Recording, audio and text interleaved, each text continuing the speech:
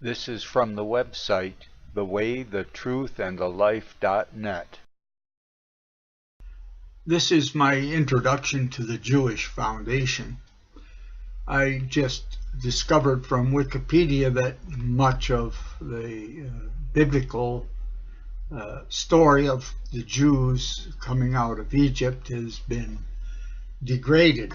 But I am reminded of my conversation with Bruno Bettelheim. Bruno Bettelheim was a Jew that survived the Nazi concentration camp and wrote a number of books, including folk tales. And at his retirement round of seminars, colloquia, at different universities, I attended his colloquia at State University of New York at Buffalo. And after his presentation, I asked him, "Are you a Jew? Are you a religious?" And he said no, but he has great respect for the Jewish Bible. Not that it is historically precise, but that in his study of folk tales, he found that all around the Middle East were these storytelling cultures and a history of storytelling that included things like the flood, but they included many of the major stories in the Jewish Bible. And he said the history, and I've come to respect the storytelling, what we would call illiterate cultures, many of them were much superior to our literate cultures because the family communicated and spent the evening with storytelling. The elders would tell the stories, and it wouldn't be nonsense stories out of their love and care for their progeny. They would tell meaningful stories, and that things like the jealous brother and so forth, as teaching stories, and that these same stories that are in the Bible are in many of the healthy storytelling cultures. I really enjoyed studying the history of the Roma before they were corrupted by modernity. That is, while they were still traveling around the farm areas of Europe with their wagons, and how they would get together at night. They kept a culture alive with love. The women in their camps didn't even wear anything above the waist because they were breastfeeding their babies till they were 4, 5, 6 years old. And the small family community would gather around the fire at night, and the elders would tell the stories and pass the culture on. How much more humanly meaningful to have the human interaction and the caring of intergenerational relationships rather than being stuck in a chicken coop reading a book. I call the apartments that they build for children to grow up in nowadays, growing up in a chicken coop. But at any rate, let me interject here that the Roma, now we know from the genetic studies, were from the warrior class of Hindus largely that had escaped from Islamic invasions and murder in Hindustan 1,000 years earlier, around the year 1000.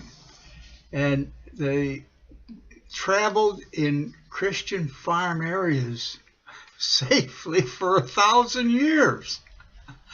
I had someone respond to my video on the Roma saying that they were in Persia, well, I know my wife's Russian forebears did find safety in Persia when they were being persecuted for home churches, and that was back in the late 1700s, early 1800s. But as far as the Roma finding safety in Muslim areas, the Iranian that mentioned this, I went back and looked at it, and the only thing I could find was some Roma that had been slaves to the Ottoman Turks and were bought or given to the Iranian, Persian Muslims for their value of some skill that they had. But that the idea that someone like the Roma could go for 1,000 years in a Muslim country when it's a death penalty possible. Two of the two largest cities in Saudi Arabia, it's illegal to enter if you're not a Muslim. You could potentially be killed under the law. But let's get on with it. The meaning of the Jewish culture and many other things by the intellectuals in the university, who, if you discover reality through your own curiosity and investigation rather than growing up reading what somebody else said, you'll have common sense and intuition that gives you some insight into what's nonsense and what isn't. Much of what's being taught at the university, whether it's physical reality or behavioral reality, is nonsense, and much of it is a crime against children to liberate women and liberate homosexuals. And that's a whole nother story. That the truth of human development needs to be clearly articulated and understood, not from somebody's desire for their own self-will, but to understand what raises mammalianly healthy human beings. We have very serious problems, and that's why the Jewish Foundation is so important. If you view Steven Pinker's TED lecture on the hunter-gatherers, our history is up to 60% of the males dying by violence. We're living in one of the most peaceful times ever, even with the world wars. Look at Steven Pinker's TED lecture. I don't have the title with me right now, but you can look it up. And make yourself aware of some of these things and the foolish mythologies being taught as reality at the university by the revisionists who want to justify their own limitations and make that the standard, something like that. At any rate, let's get on with it. The people here, which could represent the Jewish nation that was in Egypt for about 350 years, give support for the biblical story.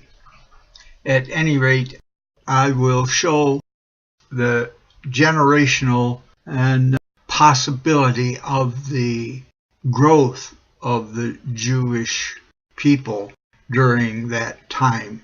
And I will have this historicity read to you, if for some like to hear these things. If you want to read it yourself, just stop and read it. If you don't want to hear the spoken version, then just fast forward. Many modern-day scholars believe the historicity of the events in the Joseph narrative cannot be demonstrated. Hermann Gunkel, Hugo Gressman and Gerhard von Rett identified the story of Joseph as a literary composition, in the genre of romance, or the novella. As a novella, it is read as reworking legends and myths, in particular the motifs of his reburial in Canaan, associated with the Egyptian god Osiris. Others compare the burial of his bones at Shechem with the disposal of Dionysus's bones at Delphi. For Schenck, the tradition of Joseph's burial at Shechem is understood as a secondary, isolated historical interpretation woven around a more ancient Canaanite shrine in that area. The reworked legends and folklore were probably inserted into the developing textual tradition of the Bible between the 8th and 6th centuries.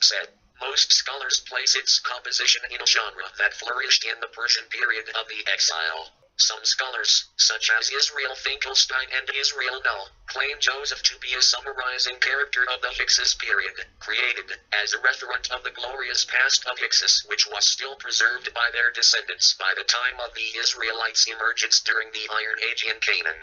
From these scholars' point of view, the Hyksos descendants were part of the Proto-Israelite groups which joined to form the biblical Israelite nation. The Hyksos began settling in Egypt around 1800 after earlier contacts, grew in power, and were later expelled by Anosai around 1550. Other scholars have made a case for the historicity of Joseph, pointing to recent archaeological discoveries that support the Old Testament account of Joseph's leadership role in ancient Egypt. Now I would like to address the question of how could Israel go into Egypt with 12 and come out with over 1 million. Now let's look at a calculator, and we'll take 100 years at a time, 3 generations. Instead of 12 children as Jacob had, let's go with 8 for the 3 generations. So we have 8 times 8 times 8 is 512 at the end of the first 100 years. Now we multiply again by 8 times 8 times 8 and get over 260,000. We multiply this again by 8 times 8 times 8 and get over 134 million. Well, we see that after more than 300 years, Israel could easily go in with 12 and come out with a couple million. Now we will go on to Moses and the universal law, the 10 Commandments that even kings and pharaohs were subject to, and to Joshua, who made war to exterminate corrupt cultures, that it would be a safe place for that culture that Abraham gave us, where there was no child sacrifice. And we go from that to the Levitical priesthood that was reinforced. They were actually the government of the Jews and collected a tax of 10% from everybody, while their job was to educate in the Jewish law and keep a healthy culture so it was safe for children to grow up there. We go from that, but let's look at the background, why this is important. Of course, there's the background of hunter-gatherers and the high death rate as they attacked one tribe, attacked another to get their young women for the most part. But why are these things so important? What is the problem humanity has? And it has a problem. The great apes, the females, nurse their infants. Don't kill them. There's maternal infanticide is practically non-existent, and they breastfeed their infants until equivalent to 4 or 5 years old. What happened? Why females kill their babies so frequently and resent being in the home and caring for them and resent breastfeeding? Why? Why deprive a child of this mammalian nursing bond? Look at the even a mother lion kills a monkey, but the monkey's baby is there and it goes and nurses it because it cares for the baby. Why don't we have these characteristics in general in female humans if they want to care for their and breastfeed their children?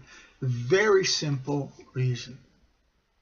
The difference between great apes and humans is only about 4% in brain genetics, but it involves learning logical speech. That is, the great apes do not have the logical speech to connect the cause of the baby, which is associated with the alpha male dominant violence. Historically, whether it's dogs, cats, monkeys, gorillas, or whatever, the male dominance was what made the baby, so it was what survived. And the majority of males have a hatred for the alpha male too, except in a time of war, they want the alpha male for a leader and a protector. So the genetic development to the point of logical speech gave women the awareness that the baby was a product of the male, and that the hatred for all the violence, the millions of years of male violence, dominant male, alpha male violence on the females, has left its mark. The great apes don't associate it with the baby, but humans do. They've had logical awareness long enough that it's become genetic, the hatred for the product of the rape. So we need to deal with this in terms of breeding. It's a shame that the Nazis made such a farce out of genetic responsibility with their ignorance, trying to use genetics. But that's another point. Before finishing this introduction, I want to give recognition to the fact that there have been healthy cultures, and the healthiest came from a culture that required group behavior. That culture, the evidence of it is around the Black Sea, the mammoth bone homes. How did all these mammoth bones get accumulated here? They got accumulated by the men going up the river to get the mammoths, which we're talking 3 tons of meat, 6,000 pounds. And they had to develop boats and sailing and going long distances. They had to work together and built a culture. It's not genetic, but it was a culture, and a culture of respect and appreciation and provision, and a culture that built up so strong that many of the women would sacrifice themselves at their husband's death. And that culture is what spread all along. They left their megaliths, these giant rocks on top of 3 other rocks, as a marker along the coasts of Africa, Asia, Korea, as they sailed, as they learned sailing, and they learned the stars, that they sailed by the stars, that later on in India they developed it into astrology. Oh, they sail by the stars, so they must be able to tell your fortune. Or the Greeks, they sailed by the stars, and the planets move among the stars, they must be gods. And that background of development corrupting true knowledge. It's happened again in my lifetime. How about that? At any rate, there have been healthy human cultures where the women were expected and dominated by the men to do a good job of keeping the home while the men weren't even there. Love and respect, and men working together and training the young men and taking them off to this hunting and sailing. A cultural thing, not going on long enough to be genetic. And now the child care has degenerated so much. Those levels of development that were understood at NYU back at the turn of the century. The first level is narcissism. Every little baby is like a self, like the world is an extension, goes, and that world runs around and cares for it just the way it did in the womb, that it had all its needs met. The world was an extension of itself. And if healthily cared for in a mammalian nursing bond with the mother, which it knows by the voice when it's born from when it was in the womb, another woman's voice will cause stress. And this idea to replace the woman with a man and all this stuff that is a violation. If the woman is a alcoholic degenerate, then to have the man give the baby some care, fine. But there is genetic reasons why females can give. Just the hormone and the chemistry of breastfeeding. If a woman wouldn't deprive herself of it, she would care more for her babies. It's almost like having sex. But that's a whole nother thing. This destruction of the maternal, mammalian, breastfeeding, nursing bond for 4 years. It's a shame that we can't choose mothers well. My uncle had a mink farm. The way you raise healthy minks is to choose the mothers well. The rest of them you make furs. Why let any woman have a baby?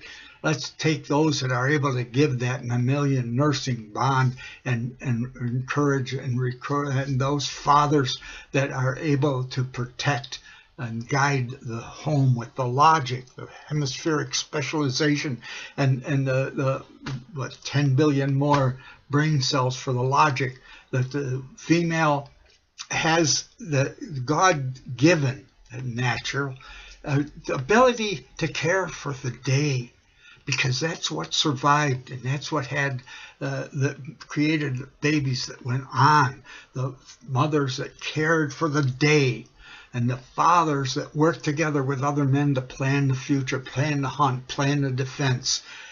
Two different types of responsibilities.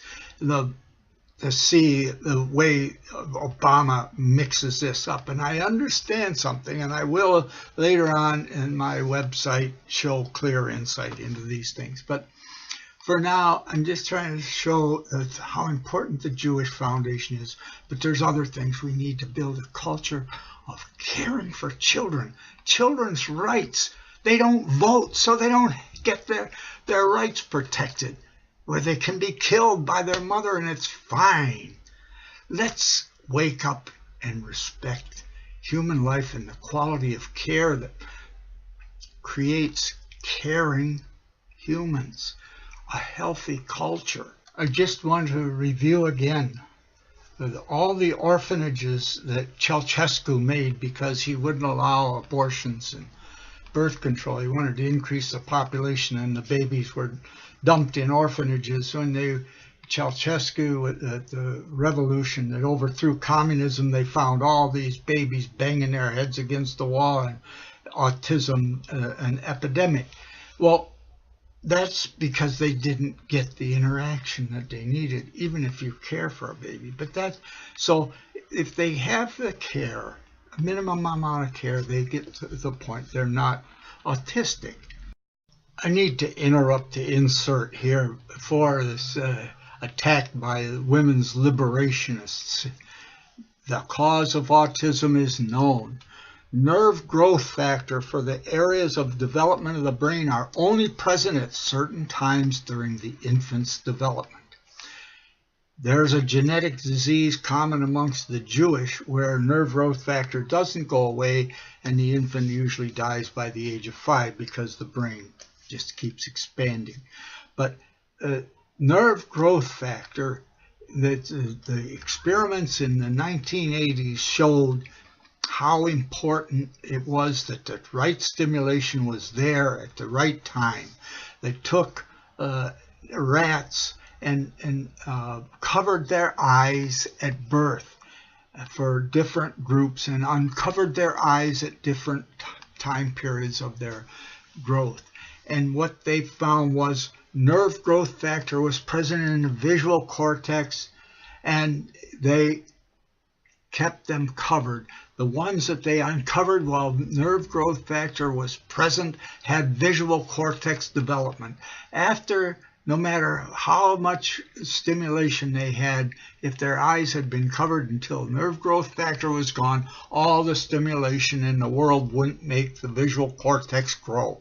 And this is what is the heart of autism, the lack of the necessary stimulation for while nerve growth factor is present. There's other things like poor pregnancies where the woman is not able to give a healthy pregnancy to the child, that the chemistry is there for healthy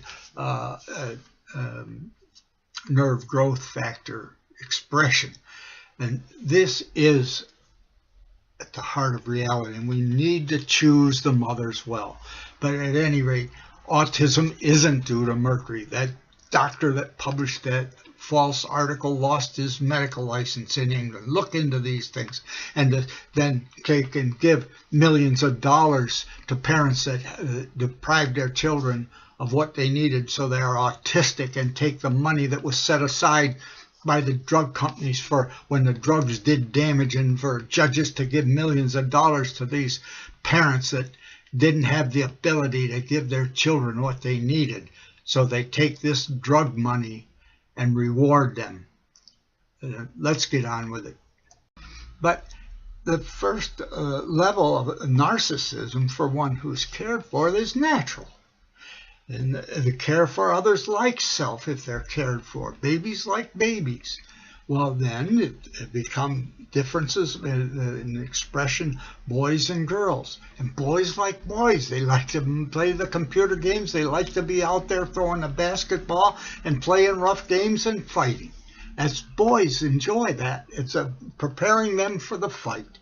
And girls are different. And so there's a point where boys like boys and girls like girls. Homoerotic, the second level after narcissism, the second healthy level. Narcissism is healthy. Homoerotic is healthy.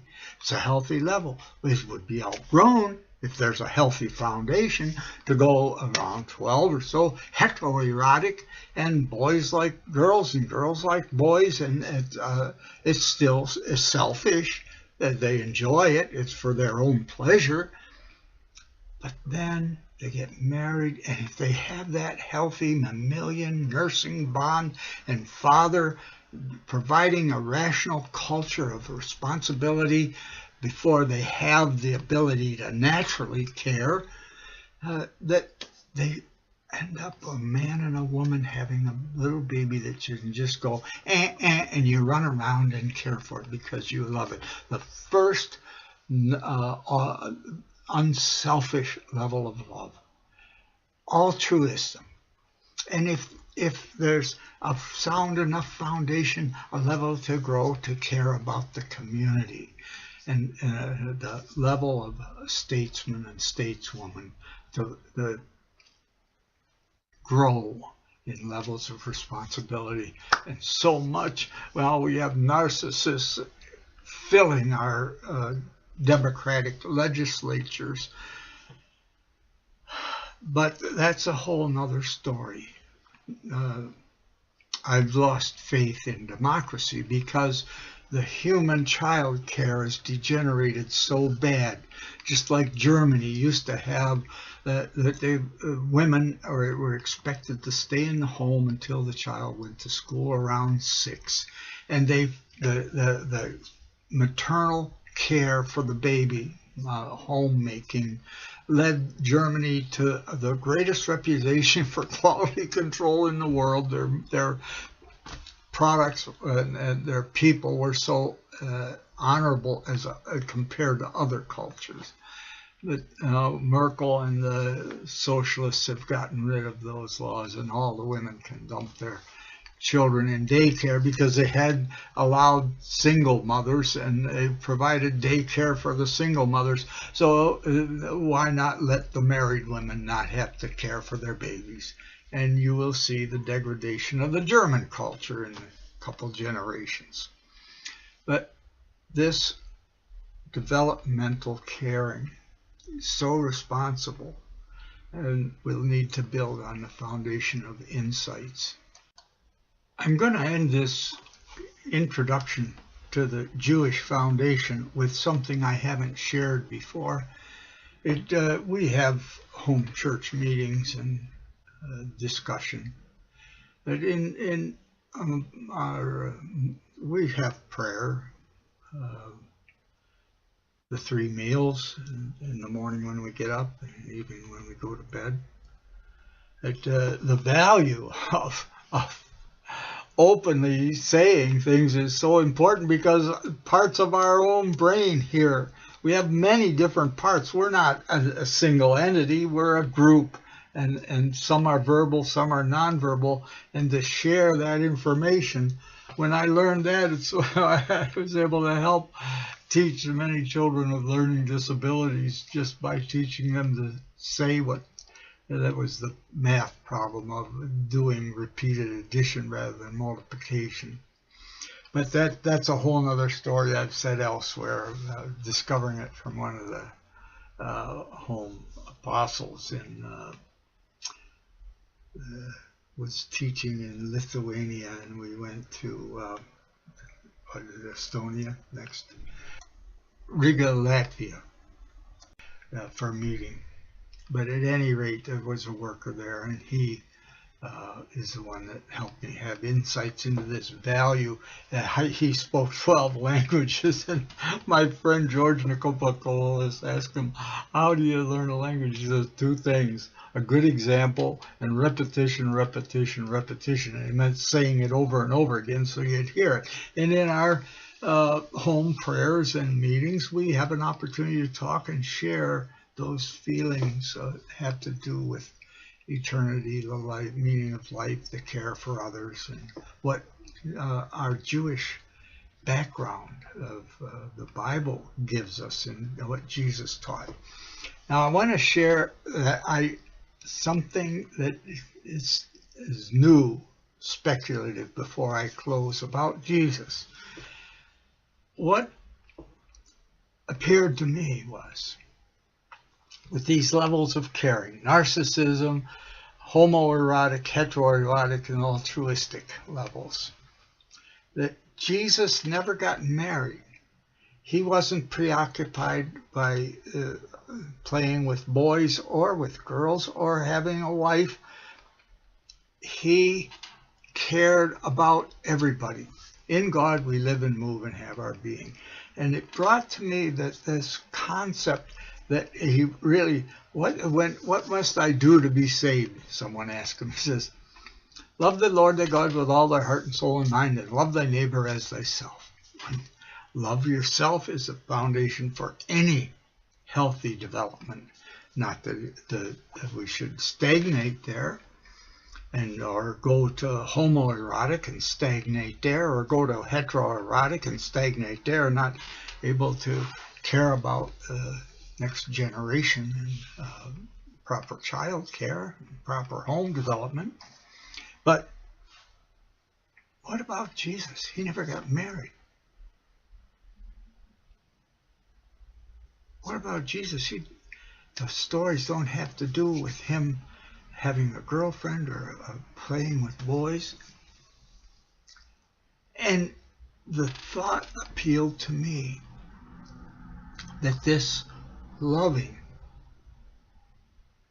that an infant in the womb sees the universe as an extension of itself. Everything is serving it. It doesn't have to do anything. The universe is part of its body, feeding it, giving it what it needs to survive and grow and develop. And that outlook of Christ cared for the whole universe like it was part of him. That feeling like it's all part of me and I care for it is that love of God, the Christian love. And it's not normal for us to keep that after we are abused, neglected, don't get food when we're hungry, whatever, and we learn not me and not me, and the resentments and all that come into existence. But just this thought that womb level ability to think of the whole world as part of self and to care for it, to grow to care for yourself and care for the world like yourself. Greater love hath no man than he lay down his life for his friend. At any rate, I'm going to close with this now, that thought about Jesus, that his source of love is quite primitive and universal. It's just a thought. At any rate, I'm going to end this now. Thank you.